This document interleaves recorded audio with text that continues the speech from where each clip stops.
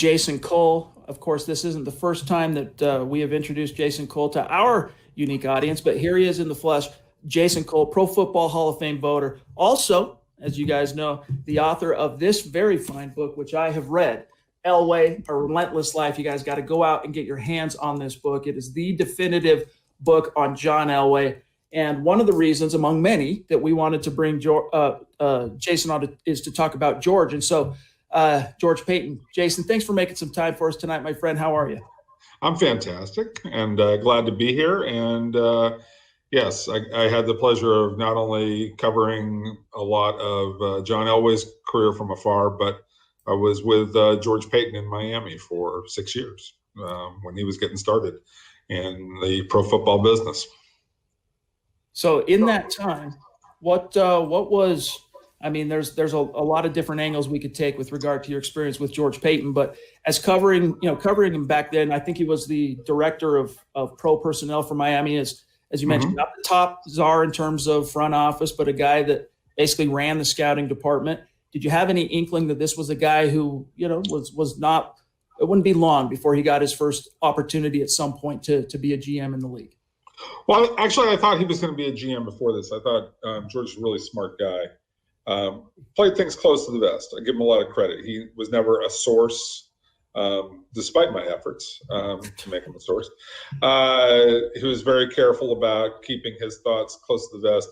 And I think that's part of not just that's what you need to do when you're in that job, but in deference to Rick Spielman, who was in charge, and the head coach, whether that was Dave Wanstead or whether that was Nick Saban, who made final decisions. So I think George was, he was very cognizant of the hierarchy of how things were supposed to work and that he wouldn't talk out of school. So I had a tremendous amount of respect for that, despite my frustrations of not being able to flip him as a source.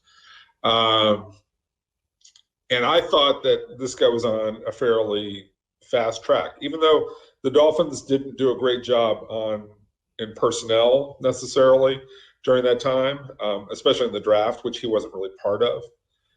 Pro personnel was pretty solid, but there was sort of a lot of panic that went on as Dave Wanstead was going through this process and losing grip on his job.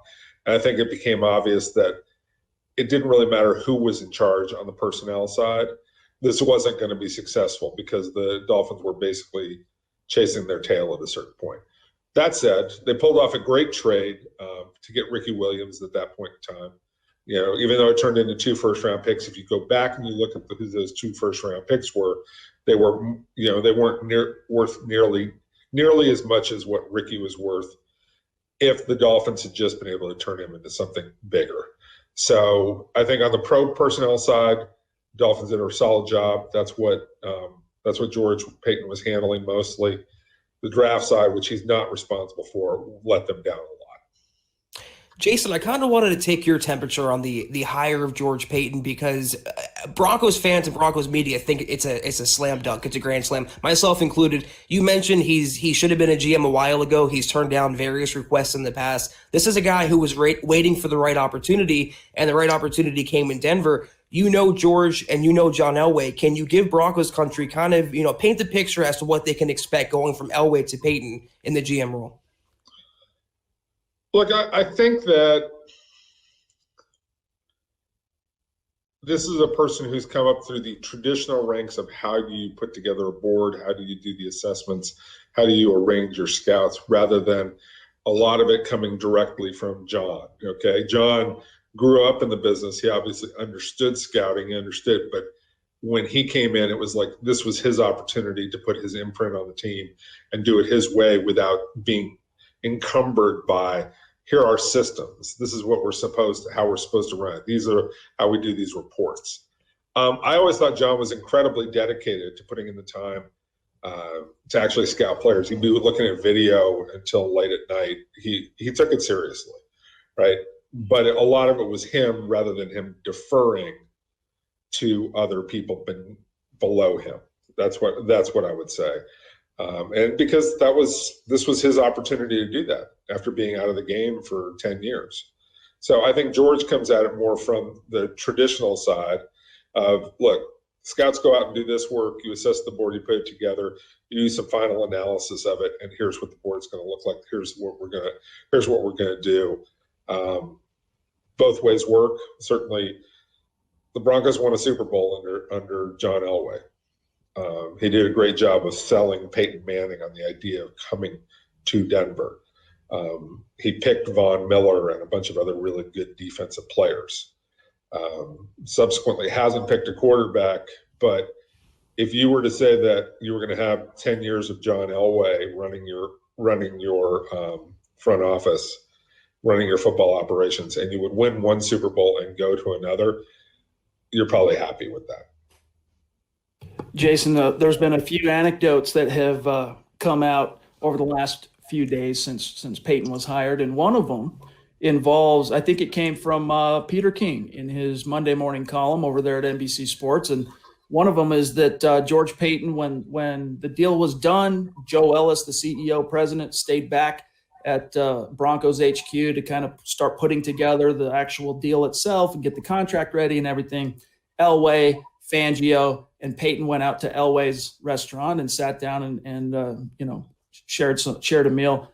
Peyton, according to King, was dying to know about the Peyton Manning recruitment, how John Elway landed Peyton Manning back in 2012. I'm just curious, as someone who has some personal and professional experience dealing with George Paton, why do you suppose that was of such so interesting to him? Sitting there at dinner. Well, I mean, I think that it's a salesmanship. Like, how did you convince such a great player when you're in competition with basically 10 other teams at the time to get the services? What is the sales job with a star player supposed to be like? How are you closing the deal? And the truth is, and you guys have read my book, you've read that chapter on how he did it. I mean, he took a soft pedal approach. Do I think a soft pedal approach would work if it was George Paton and not John Elway? Tough call. But I think what Peyton probably is looking at is what George Paton is looking at is what is it that John Elway does when dealing with somebody of that level? What's his thinking going into it? What is the plan as he's going into it? And John pulled it off in a way that was unique to him, given that he's a Hall of Fame quarterback, and he was basically one Hall of Famer talking to another Hall of Famer, one championship quarterback talking to another championship quarterback. At the end of the day, however, there's a quiet confidence to the way in which Elway did this that I think was a key to getting Manning. It's a, look, I know we're going to get this done. I know how we're going to accomplish this. And Peyton needs to have that same kind of approach, I believe, going forward when he's going to be recruiting big-time free agents. And speaking of that approach, the number one question on every Broncos fan's mind and every Broncos media member's mind is, what is Peyton going to do at quarterback? Because the incumbent is Drew Lock going into the season. Jason, in your best guess, based on what you know and based on what you feel and your intuition with the game, being around it for so long, do you think he'll be the starter? Will they bring in a backup? Are they going to draft a guy? How do you see George Paton tackling this issue in year one? Look, I think they're going to bring Drew Lock back as the quarterback again. I thought there was enough this season to say, okay, there's something to work with here. And sure, everybody can poke holes in quarterbacks, all right? It's the easiest thing in the world to do. Because guess what? Most of them fail, right? But I think Drew Lock has unique ability. I think he was not very well schooled in the art of being a pro quarterback and working in a pro system when playing at Missouri. So he's behind in this. And he's playing without the guy who was supposed to be the number one receiver, right? Like, you don't have Cortland Sutton. Now, Cortland Sutton is not, Jerry Rice. Let's not sell it this way. But, when you don't have your number one guy, the guy that you're planning around, that changes, the way you're going to do business. And that happened late in camp. And now all of a sudden it's got to be Jerry Jeudy's got to be the guy. And and he's just new to the league. And so he's getting his feet wet. Fant is still sort of working through, the early parts of his career. I just think that missing Sutton was a big deal for an entire season. Yes, there are injuries and you deal with these things, but when you lose a guy for an entire year, your most experienced and best receiver and your best defender, when you lose those two guys at the beginning of the season, you're looking at a rough season and a rough year for the quarterback. So I think you give him another year. But if Peyton sees there's somebody he thinks is going to be a great player who's available, I can see going that direction. I could see it. But if it was me, I would give Locke another year to see what's there. I've got one more question for you here, Jason, and depending on how much time you have left, I see we have a few listeners that have a couple of direct questions for you. Sure. One of which we kind of just covered. Levi, we'll get to you in just a second here. But as a guy that spent so much time researching, studying, and when we talk about research for a book, I mean, for a guy like Jason, that involves getting on the phone, calling, talking to people, emailing, getting information on. I mean, it's a very consuming and all-encompassing endeavor. Know Elway as good as any journalist out there, inside or outside of Denver. How surprised, or were you surprised, to see Elway the day after the season ended show up and basically, in a literal sense, he didn't resign. He relinquished GM duties to take a promotion upstairs, go be the president of football operations. But how surprised were you, or were you when Elway made that call? Mildly, but I also thought that there was an expiration date on this. I didn't know if that was going to be 10 years or 15 but this is not something he was going to be doing until he was 70 years old. Okay. He wasn't going to die on the battlefield, so to speak. He's got too many other things to do. I think that he put in enough time. I think there were obviously frustrations here. The quarterback thing has not worked out the way he had hoped it would work out. There's only a certain amount of criticism you can take. And especially when, again, I get the criticism of Elway and people look, this guy should be the guy to be able to pick out a quarterback.